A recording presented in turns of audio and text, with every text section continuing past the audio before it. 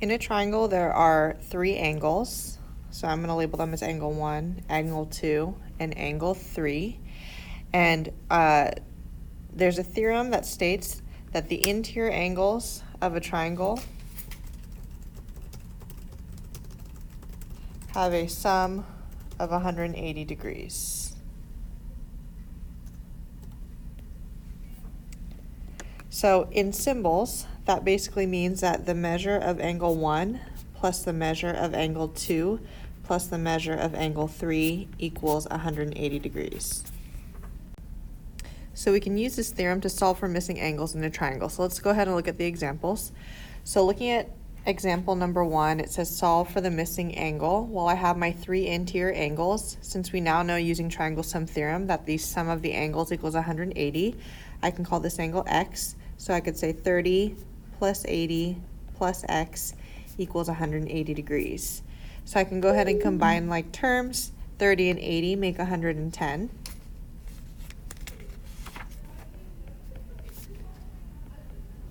And then to solve for x, I can just subtract 110. So x is 70 degrees. We can also use this theorem as well as some other theorems that we have learned to solve for many missing angles in a diagram. So looking at number 2, it says to solve for each variable, and then for each one we're going to explain how we solve for it. So first I'm going to start with x. Okay, so for x, I see that we have a triangle right here. And we now know triangle sum theorem that there are 180 degrees in a triangle. So looking at x, what we can do, we can set it up this way, but I think most people think of it as this way. The way we're going to solve for x is we're going to add these two angles, and then we're going to subtract from 180 to get x. So 66 plus 32 is 98. And then to solve for x, it's going to be 180 minus 98. That's 82. So x is 82 degrees. So in terms of my explanation, what I'm going to say is the sum of the angles in a triangle is 180 degrees. So you add the angles and subtract from 180. So the reason I'm typing this is just a little bit quicker than to write. Okay. So let's go ahead and look at, now that we have angle x, so angle x is 82 degrees. Now we're going to go ahead and solve for angle y. So solving for angle y, what I see is I see a straight line. And I know that there's 180 degrees in a straight line, which tells me that these three angles, x, 63, and y, have to add up to 180 degrees. So I'm going to solve y. It's in a very similar way. I'm going to add these two angles together, so 82 plus 63, which is 145. And to get the remaining angle, I'm going to subtract from 180. Which gives us 35 degrees. So y is 35 degrees. So in terms of my explanation, I'm going to say that these three angles form a straight line. So they add up to 180 degrees.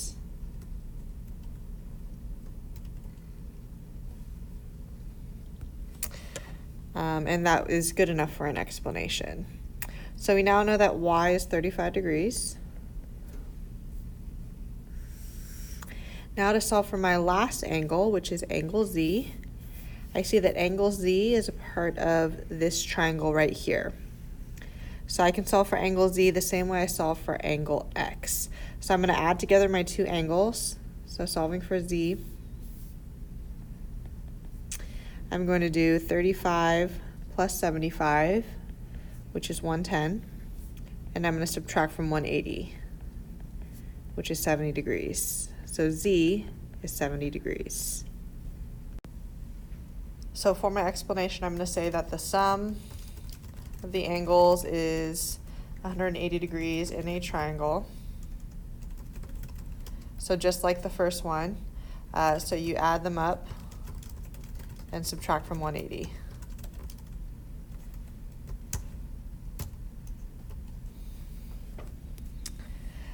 Okay, so the last example we're going to look at for triangle sum theorem is number 3. This is using some algebra, so we're solving for x, and then we're going to find the measure of angle C.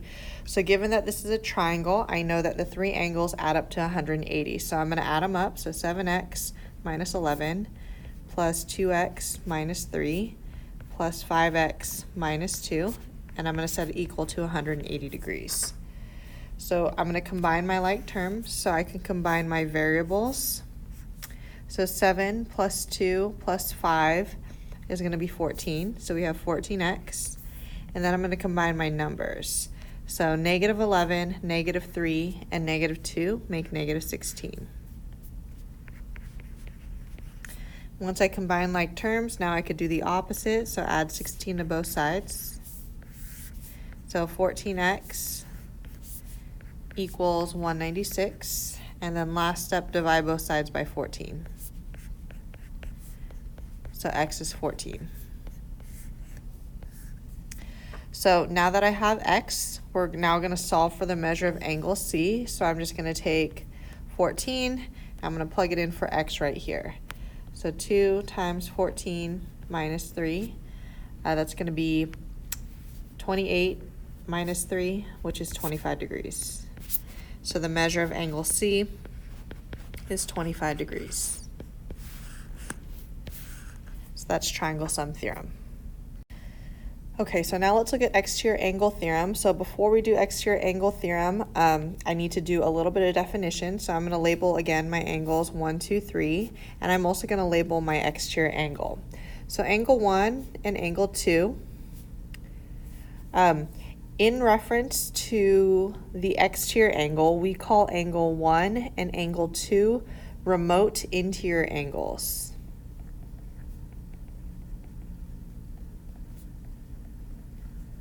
The reason we call them remote interior angles, it's because it's the 2 angles that's furthest away from our exterior angle. Okay, this is called our exterior angle. An exterior angle theorem states that there is a relationship between the remote interior angles and the exterior angles, and that relationship is that the sum of the remote interior angles equals the exterior angle.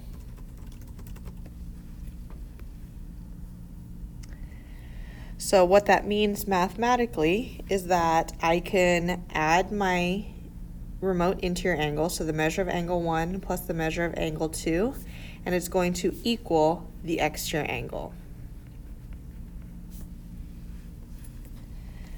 All right, so let's look at a couple examples. So number 1, it says solve for the missing angle.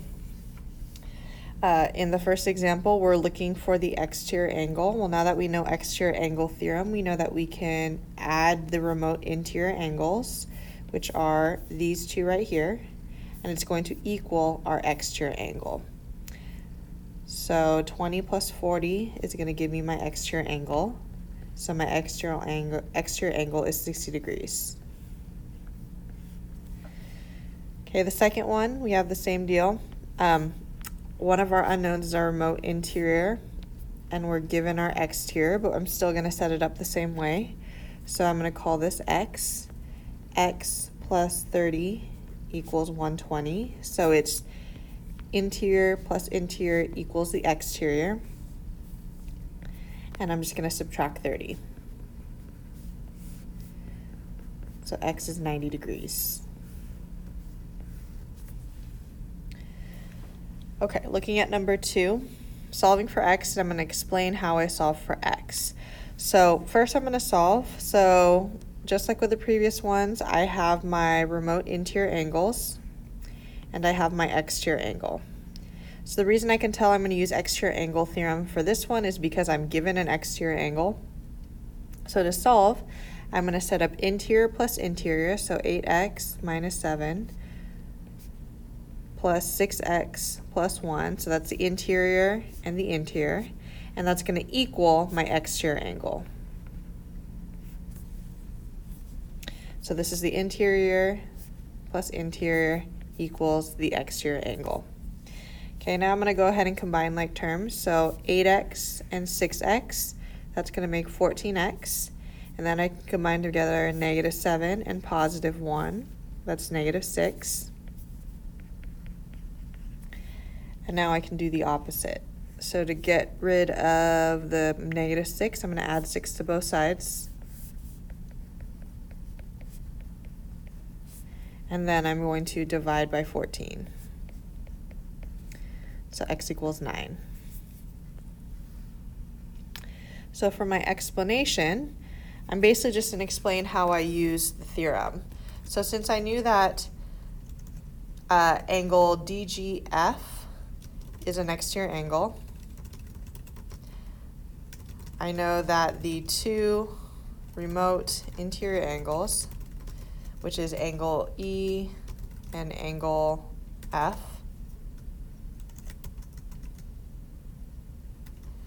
add up to the exterior angle. So since DGF is an exterior angle, so DGF is an exterior angle, I know that the two remote interior angles add up to the exterior angle, which explains why I set it up this way. All right, let's look at one more example. Okay, similar to the previous one. So I have two remote interior angles, and I have my exterior angle. So I'm going to set this one up like the previous one. It's going to be interior plus interior, so 8x minus 1 plus 52. And it's going to equal my exterior angle, 11x plus 15. Okay, once it's set up, I'm just going to solve. So I'm going to combine like terms. So I can combine together my -1 and my 52. That makes 51. And then I have my 8x.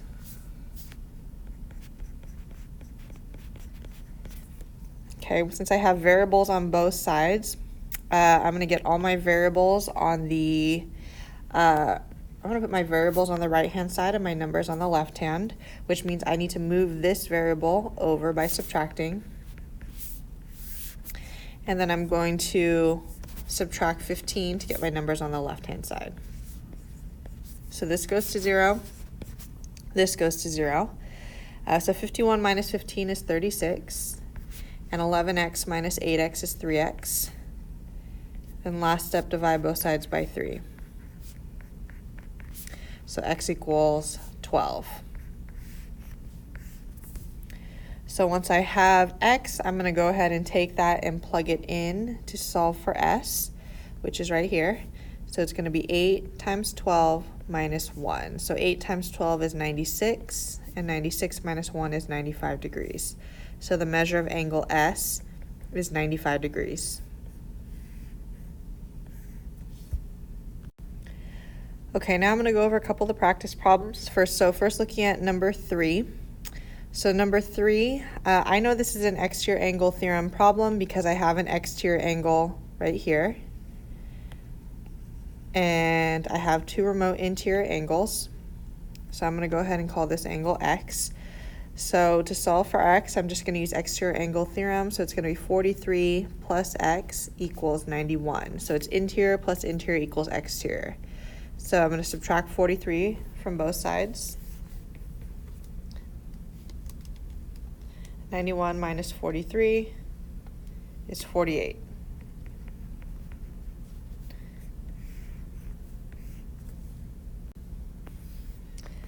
All right, now looking at number 6, we're going to solve for x, and then we're going to find the measure of angle A. So I don't see any exterior angles, which means I'm going to use triangle sum theorem, which just states that I'm going to add together all three angles and set it equal to 180. So it's going to be 72 plus 9 plus 8x plus 7x plus 9, and that's going to equal 180 degrees.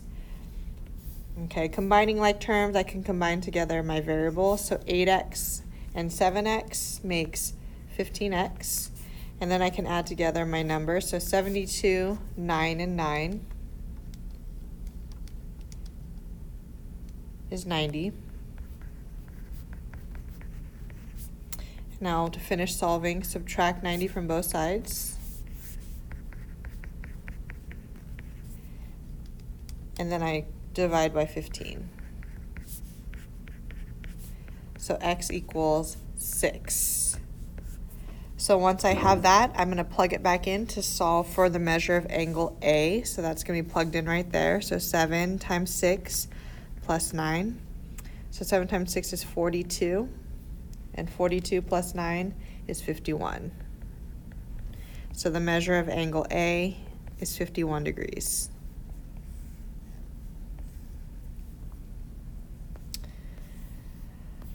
All right, now looking at number 7, we're going to solve for x and then find the measure of angle R. So for this one, I see an exterior angle, which tells me that I'm going to use exterior angle theorem. I have my two remote interior and my exterior. So exterior angle theorem states that the sum of the interior angles, so 60 plus 8x plus 1, equals the exterior angle, 28x plus 1.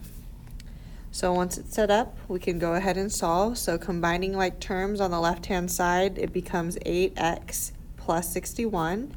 The right-hand side stays 28x plus 1. And now, since there's variables on both sides, I'm going to get my variables on the left, my numbers on the right. So I need to move the 28x over by subtracting it. And then I could subtract 61.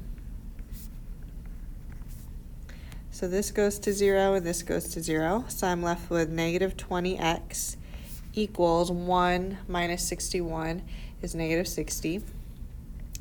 And then I'm going to divide both sides by 20, negative 20. So x should equal 3. Once I've solved for x, now I'm going to plug it back in to solve for the measure of angle R. So I'm going to plug it in for x there. So 8 times 3 plus 1. 8 times 3 is 24, plus 1 is 25.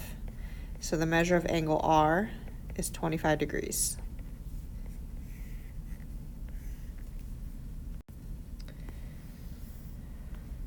All right, I'm not going to go over the explanation. You can use the one that we did in class as kind of a model. All right, number 9. This is a triangle sum theorem problem, a multi-step one, so I'm going to solve for each of the variables. All right, so starting with x. So x is the third angle in this triangle, and triangle sum theorem states that there are 180 degrees in a triangle. So I can add together the angles, the given angles, so 95 plus 40 is 135, and then I'm subtracting from 180. That's 45 degrees. So x is 45. Okay, the next angle I'm going to solve for is angle y.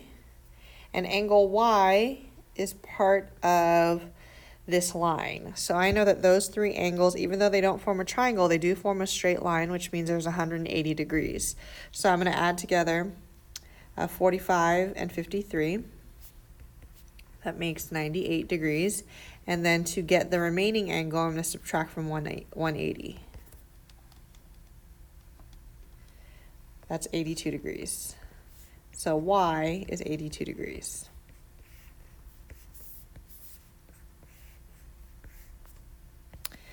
All right, to get my last angle, angle z. Z is a part of this triangle. So just like the first one, there are 180 degrees in a triangle. I have two of them. I have the 82 degree and the 70 degree. So to solve for z, I'm going to add 82 and 70, which is 152. And then I'm going to subtract from 180. That gives me 28 degrees.